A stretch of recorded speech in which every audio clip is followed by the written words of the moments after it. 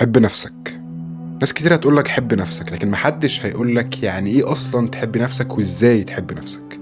هل حب النفس انك تبقى شايف نفسك احسن من الناس؟ هل حب النفس انك تدلع نفسك؟ هل حب النفس انك تعمل كل اللي نفسك فيه بغض النظر عن اي وضع انت فيه؟ الحقيقة ان ولا واحدة من دول بتعبر عن حب الذات وحب النفس الحقيقي. حب النفس الحقيقي انك تبقى في صف نفسك مش ضدها. في ناس كتير عايشة طول حياتها بتجلد نفسها، بتشتم نفسها، بتحبط نفسها، وأي غلطة صغيرة بتفضل تفكر فيها سنين قدام. ولو سألت حد فيهم أنت بتكره نفسك هيقولك لأ طبعا، ولكن الحقيقة إن أفعاله بتقول عكس كده. خليني أقولك إن حب النفس مش كلمة، حب النفس أفعال يومية بتعملها طول حياتك. يعني إيه الكلام ده؟ يعني لما تكون تعبان فتقرر انك ترتاح، او تكون مرتاح فتقرر انك محتاج تضغط على نفسك وتتعب زيادة عشان تبقى احسن. هو ده حب النفس. لما تكون متضايق وتحاول تفهم نفسك مش انك تهرب منها بمشتتات. هو ده حب النفس. لما تمنع نفسك من عادة بتدمرك رغم انك نفسك تعملها. هو ده حب النفس. لما تلتزم بالتمرين رغم انك مش حابب ومش قادر تتمرن. هو ده حب النفس. حب النفس مش انك تعمل اللي يريحك دلوقتي، حب النفس انك تعمل اللي هيخلي حياتك احسن بعدين حتى لو متعب دلوقتي. ودي نقطة ناس كتير مش فاهماها. في فرق كبير ما بين الراحة وبين السعادة. الراحة هي انك تعمل الاسهل، ولكن السعادة انك تعمل الصح. والناس اللي بتحب نفسها بجد بتختار انها تعمل الصح حتى لو الصح ده ما كانش مريح دلوقتي، حتى لو كان صعب.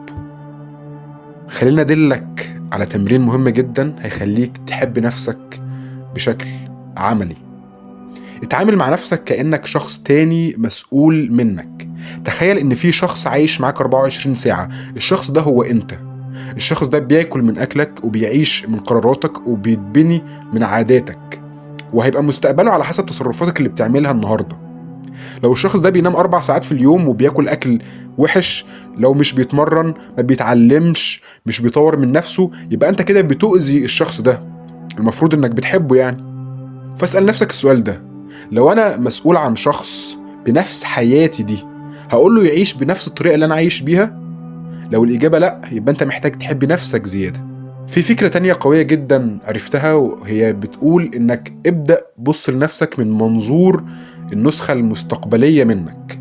تخيل إن في نسخة منك بعد 10 سنين من دلوقتي واقفة وبتبص عليك، بتبص عليك وانت بتضيع وقتك، بتبص عليك وانت بتكسل، بتبص عليك وانت بتسوف، بتبص عليك وانت خايف تاخد خطوة، بتبص عليك وانت سايب نفسك. تخيل نظرتها ليك هتكون عاملة ازاي. دلوقتي تخيل العكس. بتبص عليك نسختك المستقبلية دي وانت بتتمرن وانت بتقرأ وانت بتشتغل وانت بتفشل وبتحاول تاني وانت بتقاوم وانت بتتغير. تخيل الفخر اللي في عينيها. حب النفس انك تتصرف كل يوم بطريقة تخلي النسخة المستقبلية منك تقولك انا فخورة بيك وباللي بتعمله وعايزاك تكمل في نفس الطريق. خليني كمان اقولك حاجة يمكن تكون قاسية شوية ولكن لازم تسمعها. محدش هيعيش حياتك غيرك، محدش هيتعب بدالك، محدش هيتحمل نتيجة قراراتك غيرك، ومحدش هيقعد مع نفسك طول عمرك غيرك. علاقتك مع نفسك هي أطول وأقدم علاقة أنت دخلتها وهتفضل مستمرة معاك. أنت من يوم ما اتولدت وأنت مع نفسك لحد ما تموت وما بعد الموت كمان. دي أطول علاقة أنت فيها، مش هتقدر تتخلى عنها. فلازم وفرضا عليك إنك تخلي العلاقة دي علاقة سوية، علاقة مريحة، علاقة يبقى فيها استثمار بالوقت والجهد والتركيز، الفلوس، كل حاجة، كل حاجة بتعملها في سبيل ان العلاقة دي تبقى علاقة كلها حب حقيقي. فلو انت ما كنتش صاحب نفسك هتفضل لوحدك. اتصاحب على نفسك وافهم نفسك وسامح نفسك، ولكن في نفس الوقت طور نفسك، اقبل نفسك، ولكن ما ترضاش تفضل زي ما انت في نفس مكانك.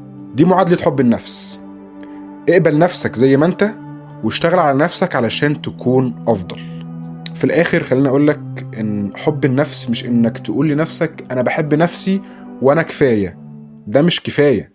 حب النفس انك تقول انا بحب نفسي وانا كفاية بس اقدر ابقى احسن من كده وهشتغل على ده علشان انا استاهل ده. واول ما توصل للاحساس ده حياتك كلها تتغير، لان افعالك اللي بتعملها على مدار اليوم هتكون لهدف واحد فقط، وهو ان نفسك المستقبلية تكون فخورة باللي انت بتعمله علشانها.